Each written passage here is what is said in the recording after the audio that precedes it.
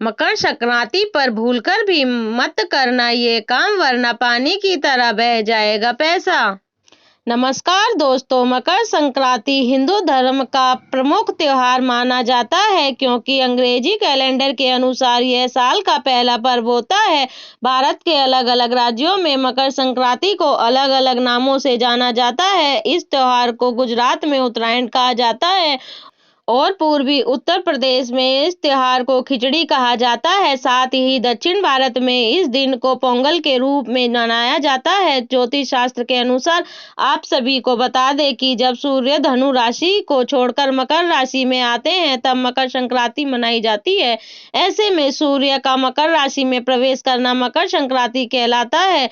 इसके अलावा दोस्तों आप सभी को बता दें कि पंचांग के अनुसार मकर संक्रांति का पर्व मंगलवार 14 जनवरी 2025 को मनाया जाएगा। मकर संक्रांति पर पुण्य काल सुबह 9:03 से शाम 5:46 तक रहेगा, जिसकी अवधि 8 घंटे 42 मिनट तक रहने वाली है। साथ ही मकर संक्रांति पर महापुण्य काल सुबह 9:03 से रात 10:48 तक रहेगा, जिसकी अवधि 1 घंटा 45 मिनट तक रहेगी। ऐसे में इस अवधि में स्नान दान और धार्मिक कार्यों का विशेष महत्व है। ऐसा करने से भगवान सूर्य देव और भगवान शनि देव का आशीर्वाद प्राप्त होता है, जिससे जीवन के सभी कष्ट और परेशानियां दूर हो जाते ही है। इसके अलावा पौराणिक मान्यताओं के अनुसार मकर संक्रांति के दिन ही सूर्य देव अपने पुत्र शनि से मिलने उनके घर जाते हैं। इसके अलावा मकर संक्रांति का दिन सूर्य देव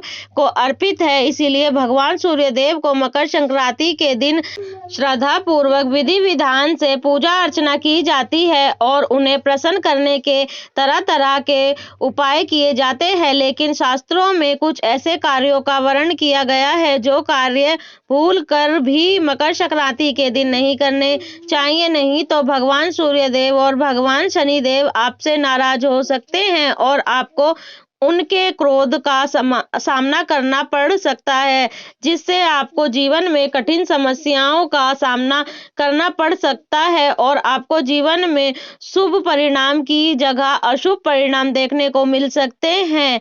साथ ही आपके घर में भी नकारात्मक ऊर्जा का वास हो सकता है और घर की सुख समृद्धि में भी बाधा उत्पन्न हो सकती है। ऐसे में इस वीडियो के माध्यम से मैं आप सभी को बता लिखे कि मकर संक्रांति पर कौन से कार्य बिल्कुल भी नहीं करना चाहिए, जिन कार्यों को करने से घर में आर्थिक तंगी नकारात्मक ऊर्जा आती है।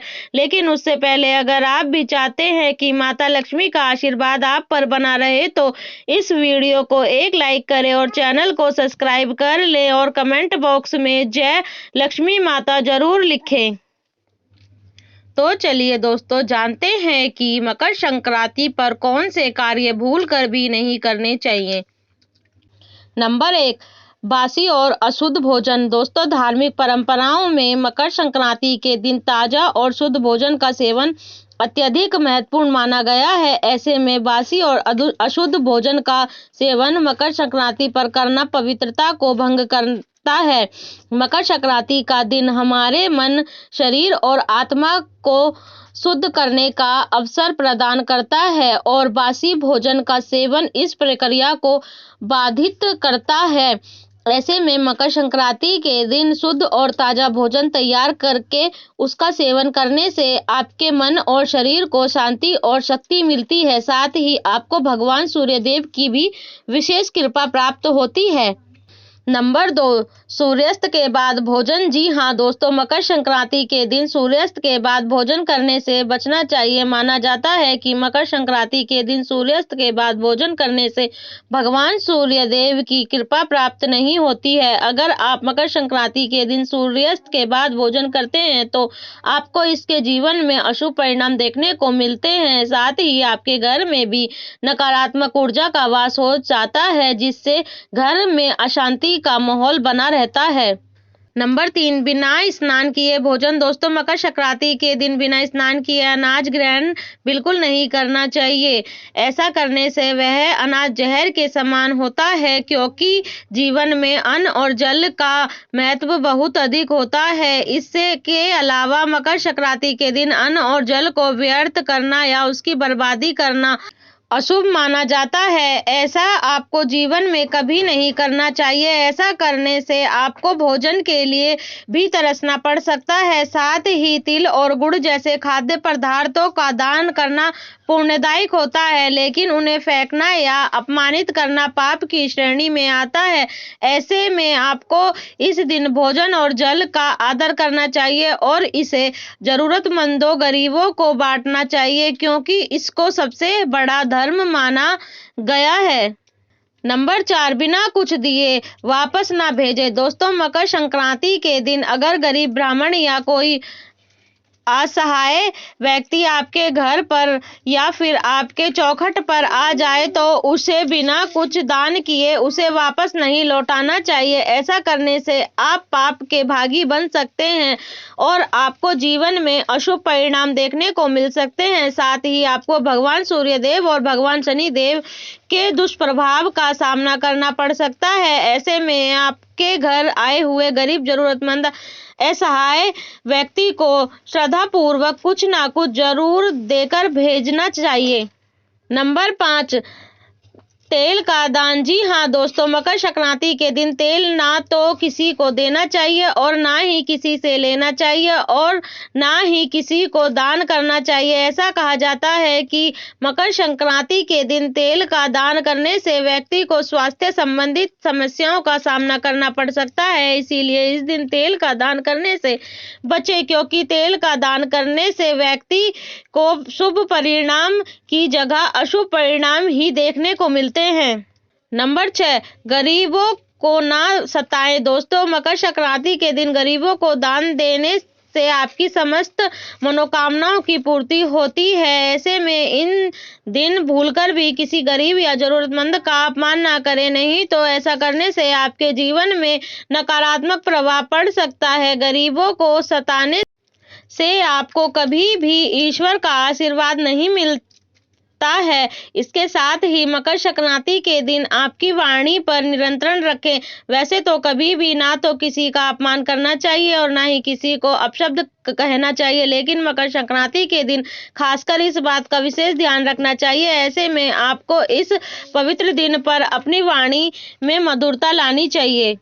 नंबर 7, अंधकार में भोजन करना। दोस्तों, मकर संक्रांति के दिन भगवान सूर्यदेव की उपासना का विशेष महत्व है। यह त्योहार सूर्यदेव को समर्पित होता है, इसीलिए सूर्यास्त के बाद भोजन करने से बचना चाहिए। साथ ही धार्मिक मान्यताओं के अनुसार मकर संक्रांति के दिन अंधकार में भोजन नहीं करना चाहिए, क्योंकि अंधकार में भोजन करना हमारी पाचन प्रक्रिया और आध्यात्मिक ऊर्जा पर नकारात्मक प्रभाव डालता है। ऐसे में इस दिन सुबह सूर्योदय के बाद स्नान करने के भगवान सूर्यदेव को अर्घ्य देने के बाद ही भोजन ग्रहण करना चाहिए। सूर्यास्त के बाद भोजन करने से इस दिन की धार्मिक भावना और ऊर्जा प्रभावित हो सकती है।